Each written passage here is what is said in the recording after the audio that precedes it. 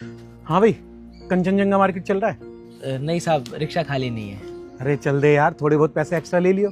साहब बात पैसे की नहीं है, मैं जा ही नहीं सकता। सही कहते हैं भाई तुम्हारे बारे में, बड़े हरामखोर होते हो तुम।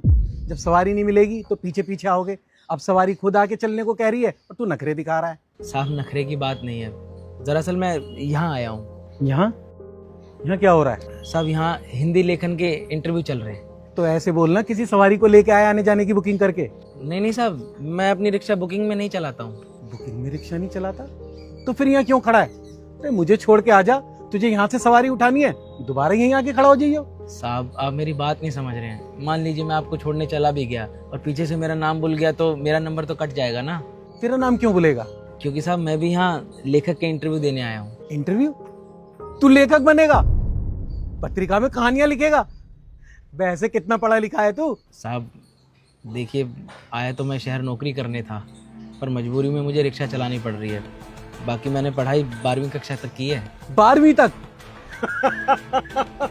फिर तो भाई ये नौकरी पक्का तुझे ही मिलनी चाहिए, क्योंकि ये सब तो बेवकूफ खड़े हैं।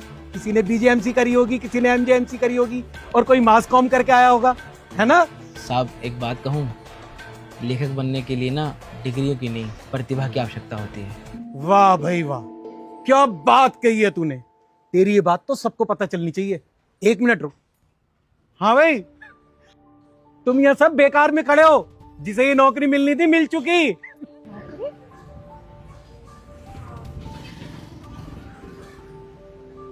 क्यों सर, किसको मिलेगी नौकरी? और ये अनाउंस कब हुआ? इंटरव्यू तो अभी अंदर चल रहा है। अनाउंस नहीं हुआ मैडम, तो हो जाएगा। राइटर की वैकेंसी इस रिक्शे वाले को मिलेगी। जैसे तुम लोग हैरान हो रहे हो ना, सेम मैं भी हुआ था। मगर इस रिक्शे वाले का कहना है कि लेखक डिग्रियों से नहीं बनते, उसके लिए प्रतिभा होनी चाहिए जो इसके अंदर कूट कूट के भरी हुई है। साहब क्या बढ़ा चढ़ाकर कुछ भी बोल रहे हैं। मैंने ये कब कहा कि ये नौकरी मुझे मिल गई है? मैंने तो बस आपसे कहा कि मैं भी यहाँ लेखक के इंटरव्यू देने आया हूँ। सुन बे, रोड पे रिक्शा चलाने में और पेन से लिखने में जमीन आसमान का फर्क होता है। 4 अक्षर क्या पढ़ लिए, अपने आप को जावज रखकर समझ रहा है। नहीं साहब, ऐसा कुछ भी नहीं है। और भाई यहाँ खड़े होकर के टाइम वेस्ट करने से अच्छा है कि ये रिक्शा चलाओ। 4 पैसे कमाओगे तो फ्यूचर में काम आएंगे तुम्हारे। मैडम मैं अपने भविष्य की सोच के ही ये सब कर रहा हूँ। देख रहे हो, देख रहे हो इसे? सही कहते हैं लोग, कुत्ते की दुम रहेगी टेढ़ी की टेढ़ी। और ये लोग होते ही ऐसे हैं। आप इन्हें कितना भी समझा लो, कितनी ही इनके भले की बात कर लो, लेकिन ये अपना अलग ही राग गाएंगे। अगर तुम लोगों को इसका राग नहीं सुनना तो यहाँ भीड़ लगा के क्यों खड़े? क्या नाम है तुम्हारा? साहब चंद्रपाल साहब। कुछ लिखा है आज तक तुमने? साहब छोटे छोटे लेख, कहानियाँ, शायरी, बस ये सब ही लिखा है। अभी मुझे दिखा सकते हो? क्या हुआ, कुछ परेशानी? अरे परेशानी किस बात की, असलियत आ गई इसकी सामने। इस जाहिल ने कुछ लिखा होगा तभी तो कुछ दिखाएगा। नहीं साहब, दरअसल बात ऐसी है कि जिस डायरी पे मैंने लिखे थे ना ये सब, वो बारिश के पानी में भीग गई, सब खराब हो गया।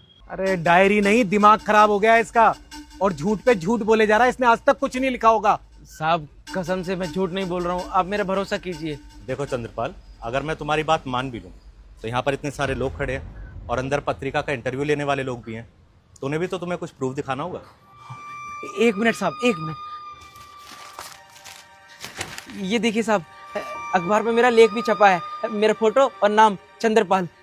देखिए, मैं अक्सर अखबार संपादकों को अपने लेख भेजता रहता हूँ और वो लोग अखबारों में मेरे लेख छापते भी हैं। आप पिछले पुराने अखबार उठा के देखिए ना, उस पर मेरी फोटो और नाम भी लिखा होगा। वेल डन चंद्रपाल, बहुत अच्छा लिखते हो।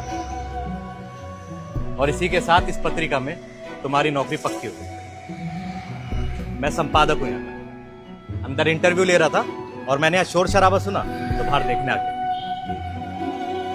हमें तुम्हारे ही जैसे प्रतिभावान लोगों की तलाश थी। बाकी आप सब लोग निराश मत होना, हमें 1 नहीं 2 राइटर्स की जरूरत है। आइए अंदर इंटरव्यू करें।